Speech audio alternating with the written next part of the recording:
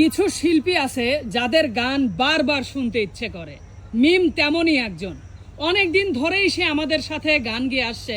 তার সহজ সরল পরিবেশনা এবং মিষ্টি কণ্ঠ দর্শকদের মন জয় করেছে বারবার। আজ সে গাইবে খুব জনপ্রিয় একটি গান, তোরে বানাইয়া রাই বিনোদিনী আমি হব কালাচান। তো চলুন মিমের কণ্ঠে আমরা গানটি উপভোগ করি। মিম, হ্যাঁ ভাইয়া, সুন্দর করে ধরো দেখি। ঠিক আছে ওস্তাদ।